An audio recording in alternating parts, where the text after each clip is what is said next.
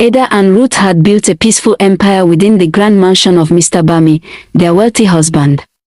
Despite their differences, Ada's calm nature and Ruth's fiery spirit, their bond had been unbreakable.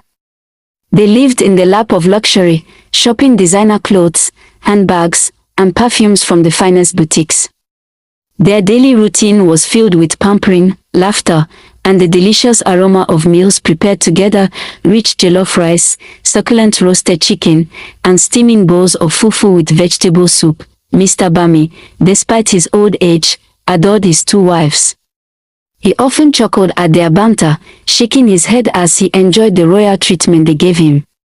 There was no stress, no quarrels. And even though he had no children, he was content with the life he had built, until everything changed. The sun had barely set when Mr. Bami's black Mercedes-Benz pulled into the compound. Ada and Ruth stood by the entrance, their smiles wide, excited to welcome their husband back from his trip, but the moment the car door opened, their smiles stiffened. A woman stepped out, her elegance undeniable. Juliet. Her skin was smooth like fresh milk, and her features glowed under the dim porch light. Even the way she walked had a certain grace, a delicate softness that made her seem untouchable. Ada blinked. Ruth narrowed her eyes. "Honey, welcome," they said in unison, forcing their voices to remain steady. "Who is she?" Mr. Bami let out a deep sigh before grinning. "She is my new wife. I met her in Ghana during my business trip. One thing led to another, and we fell in love. You know I don't like messing around, so I had to marry her." Ada and Ruth exchanged a glance, disbelief written all over their faces.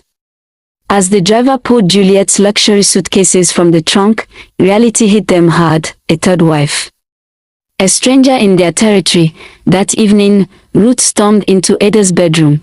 "What are we going to do about this situation?" she demanded. Ada sat on the edge of her bed, rubbing her temples. "I don't know, Ruth. I really don't. I'm just confused. Why would he do this?" Ruth paced. "Aren't we good enough? He can't impregnate us, and he refused to adopt. So why marry again?" She clenched her fist, the anger rising. "I will deal with the new wife." Ada shook her head firmly. "No, don't do that. When he married you, I accepted you with an open heart. I didn't trouble you. Don't do that to her," Ruth scoffed. "So we just sit here and let her take over," Ada sighed. "She just arrived. Let's try and live in peace first. We'll see what happens." But Ruth wasn't convinced. And deep down, Ada knew the arrival of Juliet was only the beginning of trouble.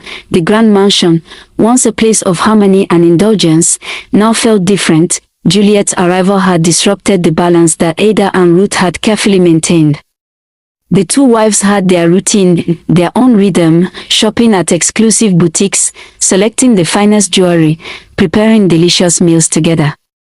But now, there was an intruder, and no matter how composed Ada tried to be, she felt it.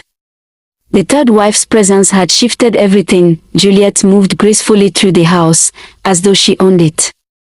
And worst of all, Mr. Bami was enchanted by her. He had never been a man to play favorites. But with Juliet, he beamed at her like she was the most precious thing in the world. The first few days were strange. Ada and Ruth tried to include Juliet in their activities. They invited her to shop, to help prepare the grand meals that Mr. Bami loved so much, but she seemed different. She wasn't interested in bonding with them the way they had bonded with each other. She was polite, yes. Too polite. The kind of politeness that made Ada's stomach churn. And then it happened, the first act of betrayal. One evening, as was their tradition, Ada and Ruth prepared a feast for the household. The kitchen was their sanctuary, filled with the warmth of boiling stews and the scent of freshly pounded fufu. They had never allowed anyone to interfere. This was their sacred routine. But that night, Juliet entered the kitchen. Ada wiped her hands, surprised. "Do you need something?" she asked. Juliet smiled softly. "Oh no, I just wanted to help. Ruth narrowed her eyes. We've got everything under control. Juliet let out a sweet laugh, then waved her hand dismissively.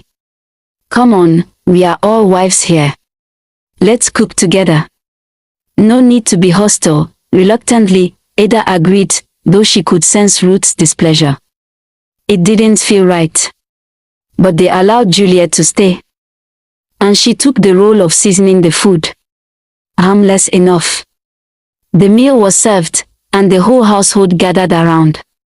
And that was the moment disaster struck. The first spoonful entered Mr. Bami's mouth, and he stopped chewing. His expression hardened. His brows furrowed. He reached for his cup of water, gulping it down desperately. Who made this food? He asked, his voice low. Ada and Ruth exchanged a nervous glance. We did. As usual. Ada said. Mr. Bami slammed his hand on the table. Nonsense. It tastes horrible. Who ruined my jollof rice? Ruth's eyes flashed dangerously. She knew, Juliet had done something. Juliet looked innocent. Touching Mr. Bami's arm gently. Oh, darling, I only helped a little. Maybe I accidentally added too much salt, really. That's strange. Ada and Ruth had been cooking together for years. Their food had never disappointed. Never. Ruth clenched her fist, rage building in her chest. She was playing a game, and Ruth refused to lose. The house was tense for weeks. Ada and Ruth became careful, ensuring Juliet did not interfere with the kitchen again.